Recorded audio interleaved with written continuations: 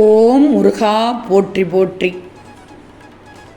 என் அன்பு குழந்தையே, சட்டென என் நெற்றியை தொட்டுவிடு. உனக்கு ஒரு ஒளி தெரிகிறதா? உனக்கு ஒரு பிரகாசம் தெரிகிறதா? தங்கமே, உன் வாழ்க்கை பாதை ஜொலிக்கப் போகிறது. இதையும் தவற விட்டு விடாதே.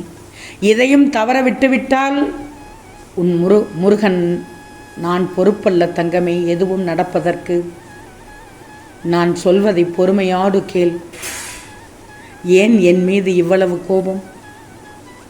உன் முருகன் உன்னை கஷ்டப்படுத்துவேன் என்று நீ நினைக்கிறாயா?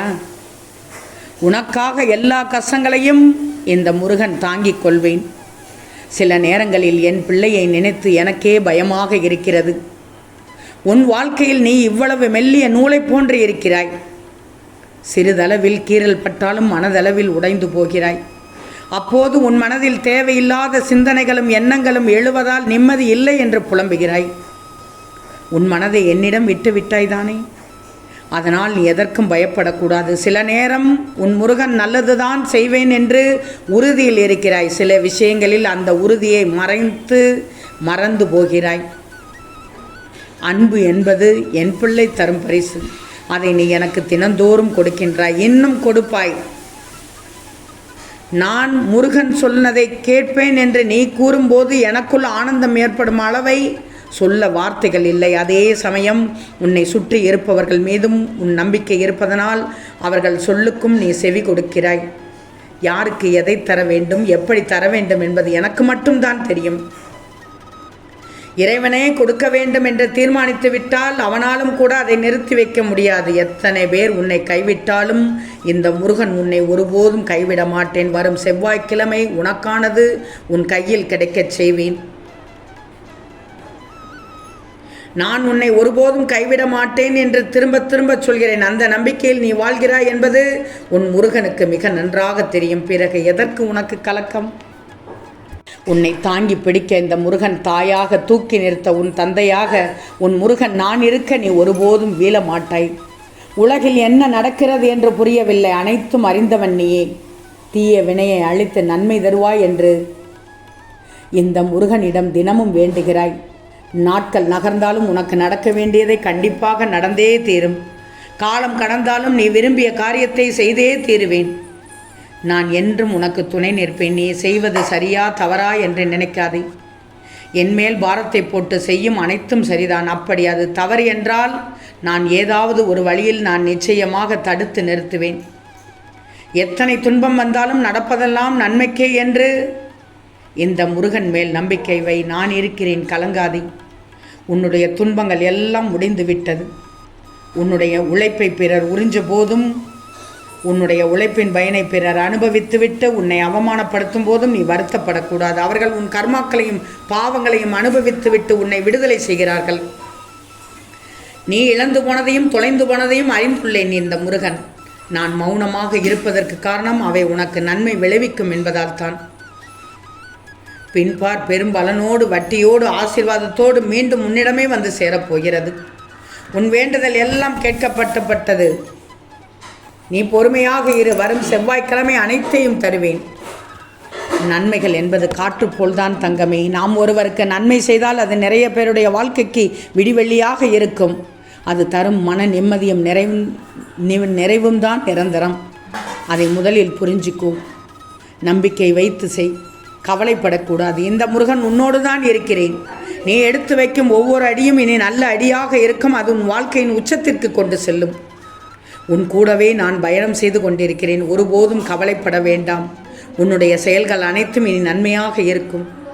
எதிரிகள் உன்னை விட்டு விலகுவார்கள். நல்லவர்கள் மட்டுமே இனி உன்னை சுற்றி வருவார்கள். அந்த நல்ல உள்ளங்கள் உன்னை கரை சேர்க்கும். உன்னை பாதுகாப்பான வாழ்க்கைக்கு கொண்டு செல்லும். அப்பா நான் இருக்கும்போது பிள்ளை நீ ஏன் கவலைப்பட வேண்டும்? உனக்கு நல்ல வாழ்க்கை அமைத்து தருவது இந்த முருகனின் வேலை என்பதை புரிஞ்சுக்கோ. இனி உனக்கு வாழ்க்கை நல்ல வாழ்க்கையாக அமையும். இப்போதைய நிலை மாறி வெற்றி பெறுவாய். உன் வேண்டுதல்கள் பலிக்கும். எல்லா சூழலும் உனக்கேற்றாற்போல் நடக்கும். வரும் செவ்வாய்க்கிழமை ஒரு திருப்பம் நிச்சயம் வந்தே தீரும். உன் கவனம் என் மீது இருக்கட்டும், நான் உன்னை கவனித்துக் கொள்கிறேன். உனக்கான நல்ல நேரம் வரும் வரை என் மடி மீது அமர்ந்து உன் கர்மங்களை கழித்து விடு. உன் தோல் சாய உன் முருகன் நான் இருக்கிறேன். கலக்கம் கொள்ளக்கூடாது. தீர்க்க முடியாத துன்பம் என்று ஒன்றும் வாழ்வில் கிடையவே கிடையாது. நம்பிக்கை ஒன்றுதான் எதிர்காலத்தை உருவாக்கும். அன்பு தங்கமே, உன் கஷ்டகாலம் இத்தோடு முடிவுக்கு வந்து விட்டது. நீ இழந்த அனைத்தும் உன்னை வந்தடையும் நேரம் வந்து விட்டது.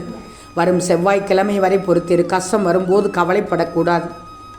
கஷ்டத்தை கொடுத்தது உன்னை துன்புறுத்துவதற்கு அல்ல. எத்தனை உறவுகள் போலியானது என்பதை உனக்கு உணர்த்தவே இந்த சோதனை. இறுதி கட்டமாக அனைத்தையும் இழந்து விட்டேனே என சோர்வடையாதே. அதற்கு மேற்கொண்டு இந்த முருகன் தருவேன். உன்னை தேவையில்லை என்று முடிவு செய்தவர்களுக்கு நீ எதை செய்தாலும் தவறாகவே தெரியும்.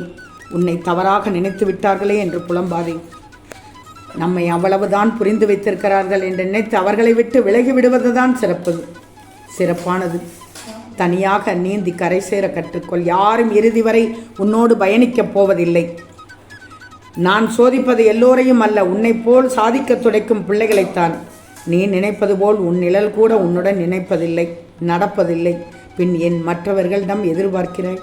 பொறுமையாக இரு, நல்லது நடக்கும்.